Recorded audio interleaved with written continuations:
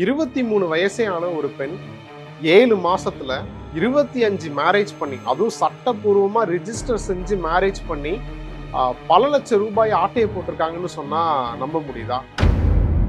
நானுமே ஃபர்ஸ்ட் அதை எப்படி ஏமாத்திருப்பாங்க, ஏதாவது ஃபேக்கா இருக்க போகுது அப்படின்னு சொல்லிட்டு செக் பண்ணா போலீஸ் கான்ஸ்டபிளோட போட்டோவை பல மேட்ரிமோனியல் சைட்ஸ்லாம் ரெஜிஸ்டர் பண்ணி மணமகள் தேவைன்னு அட்வர்டைஸ்மெண்ட் கொடுத்து சில ஏஜென்ட்ஸை பக்காவா ஸ்கெட்ச் போட்டு ட்ராக் பண்ணி பேன் இண்டியா மேரேஜ் குயின்னு சொல்லப்படுற அனுராதா இப்போ ஏமாத்தினாங்கன்னு சொன்னேன், அந்த பெண்ணை கைது பண்ணியிருக்கு காவல்துறை.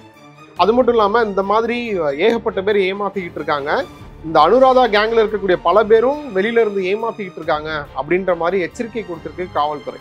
ஸோ இந்த கும்பல் யாரை டார்கெட் பண்ணுவாங்க, குறிப்பா நீங்க மேட்ரிமோனியல் சைட்ல இல்ல வேற ஏதாவது ஆன்லைன் போர்ட்டல்ல ரெஜிஸ்டர் பண்ணி ஆன்லைன் போர்ட்டல் மூலமா மணமகளையோ தேடிக்கிட்டு இருக்கீங்க அப்படின்னா நீங்க எதெல்லாம் செக் பண்ணணும், இந்த மேட்ரிமோனியல் சைட் கும்பல், இந்த மேட்ரிமோனியல் மோசடி கும்பல் வந்து எப்படி ஸ்கெட்ச் போட்டு ஏமாத்துறாங்க அப்படின்றத டீட்டெயிலா பார்ப்போம். கடந்த 3ஆம் தேதி ராஜஸ்தான் போலீஸ் ஸ்டேஷன்ல விஷ்ணு அப்படின்ற ஒரு நபர் கம்ப்ளைண்ட் கொடுக்க வராரு. அந்த கம்ப்ளைண்ட்ல என்ன மென்ஷன் பண்றாரு அப்படின்னா, எனக்கு ஏப்ரல் 20ஆம் தேதி மேரேஜ் நடந்துச்சு, அதாவது போன மாசம் 20ஆம் தேதி மேரேஜ் நடந்துச்சு. மேரேஜ் நடந்ததுக்கு அப்புறம் நானும் என்னோட மனைவியும் சந்தோஷமா இருந்தோம். ஆனா அந்த சந்தோஷம் வந்து 2 வாரம் கூட நீளல.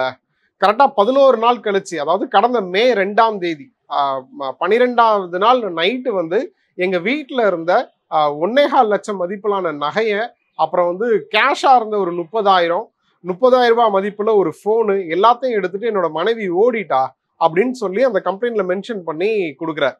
ஸோ இதை வந்து கேஸா ரிஜிஸ்டர் பண்ணி காவல்துறையினர் விசாரணைக்கு எடுக்கிறாங்க. ஃபர்ஸ்ட் விஷ்ணுட்ட விசாரிக்கிறாங்க, அந்த பொண்ணு எப்படி உனக்கு அறிமுகமானா, யார் உனக்கு கான்டாக்ட் பண்ணி கொடுத்தா, யார் மூலமா அந்த பொண்ணு அலைன்ஸ் வந்துச்சு அப்படின்னு விசாரிக்கிறாங்க. அதுக்கு விஷ்ணு என்ன சொல்றாருன்னா, எனக்கு ரொம்ப நாளா பொண்ணு பாக்குறாங்க, எதுவுமே சரியா செட் ஆகல. ஸோ கடுப்பாகி நான் தான் வந்து ஆன்லைன்ல ரிஜிஸ்டர் பண்ணுவோம் அப்படின்னு சொல்லி மேட்ரிமோனியல் சைட்ஸ்ல 2-3 மேட்ரிமோனியல் சைட்ஸ்ல ரெஜிஸ்டர் பண்ணேன். அதே மாதிரி சில ஆன்லைன் வெப்சைட்லயுமே ரெஜிஸ்டர் பண்ணேன். அதே மாதிரி அது மூலமா கிடைச்ச கான்டாக்ட் நம்பருக்கு வாட்ஸ்அப்ல என்னோட ப்ரொஃபைல்ஸ் எல்லாம் ஷேர் பண்ணேன். பட் அப்படியுமே செட் ஆகல.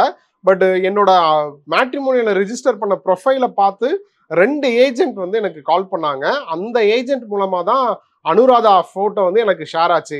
அவங்க நிறைய போட்டோ ஷேர் பண்ணாங்க, பட் நான் தான் அனுராதா போட்டோவை சூஸ் பண்ணேன் அப்படின்னு விஷ்ணு சொல்றாரு. ஸோ நான் வந்து அனுராதா போட்டோவை சூஸ் பண்ணதும் அந்த ஏஜென்ட் என்ன சொன்னாங்க அப்படின்னா, அந்த பொண்ணு ரொம்ப கஷ்டப்பட்ட பொண்ணு, பேரண்ட்ஸ் யாருமே கிடையாது, கட்டாயமா முடிச்சு தரோம், ஆனா எங்களுக்கு 2 லட்சம் ரூபாய் கமிஷன் வேணும் அப்படின்னு சொல்லியிருக்காங்க. இவரும் அதுக்கு ஓகே சொல்லியிருக்காரு, ஏன்னா ரொம்ப நாளா வெயிட் பண்ணிட்டு இருக்காரு. ஸோ எப்படியாவது நமக்கு மேரேஜ் நடந்துடாதா அப்படின்ற மைண்ட் செட்டுக்கு வந்துட்டாரு.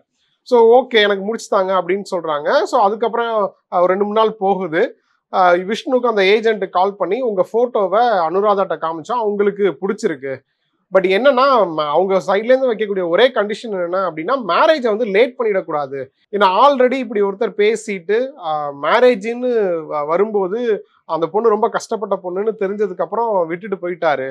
ஸோ கேன்சல் பண்ணிட்டு போயிட்டாரு. ஸோ அதனால மேரேஜுக்கு லேட் பண்ண முடியாது அப்படின்னு சொல்றாங்க. அப்படின்னு சொன்னது விஷ்ணுவுக்கு கூடுதல் சந்தோஷம் தான் வருது.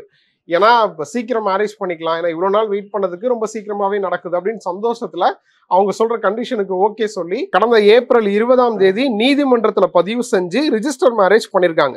போலீஸ்ட சொல்லும் போதே விஷ்ணு எப்படி சொல்லியிருக்காரு அப்படின்னா, அந்த ஸ்டேஷன் காவல்துறையினர் வந்து இப்போ வீடியோ ப்ரெஸ் மீட் கொடுத்துருக்காங்க. அதுல சொல்லியிருக்காங்க, என்ன சொல்லியிருக்காங்கன்னா, நான் ரொம்ப சந்தோஷப்பட்டேன் சார், ரொம்ப நாளா ஏங்கிக்கிட்டு இருந்த ஒரு விஷயம் நடந்துருச்சு, ஒய்ஃப்மே நல்ல ஒய்ஃபா அமைஞ்சிட்டாங்க அப்படின்னு ரொம்ப சந்தோஷப்பட்டேன்.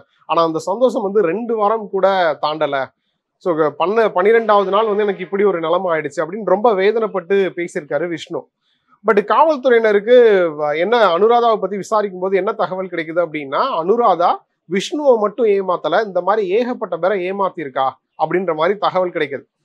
எப்படி அவங்களுக்கு அந்த தகவல் கிடைக்குது அப்படின்னா, விஷ்ணுவுக்கும் அனுராதாவுக்கும் மேரேஜ் நடந்த டேட்டுன்னு பார்த்தீங்கன்னா ஏப்ரல் 20.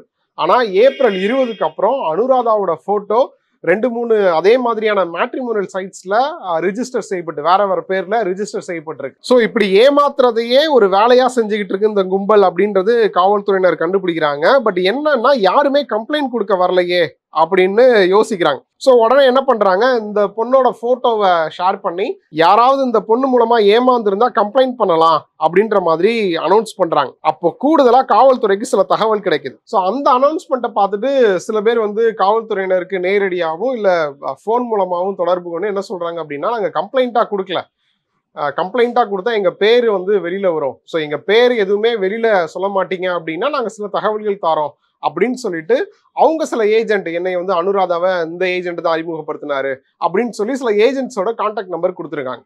ஸோ சில பேர் கொடுத்த அந்த அனௌன்ஸ்மெண்ட் மூலமா சில ஆண்கள் கொடுத்த தகவலின் அடிப்படையில் ஒரு ஏஜென்ட்டை காவல்துறையினர் கைது பண்றாங்க. ஸோ கைது பண்ண ஏஜென்ட்ட காவல்துறை கேட்கிறாங்க, விஷ்ணுன்ற பையனை லாஸ்டா அனுராதா ஏமாத்திருக்கா, அது உண்மைதானா அப்படின்னு கேட்குறாங்க. அதுக்கு அந்த ஏஜென்ட் என்ன சொல்றாரு அப்படின்னா, விஷ்ணுவா, லாஸ்டா அனுராதா ஏமாத்துனது விஷ்ணு இல்லையே, கப்பாராச்சே அப்படின்னு சொல்றான்.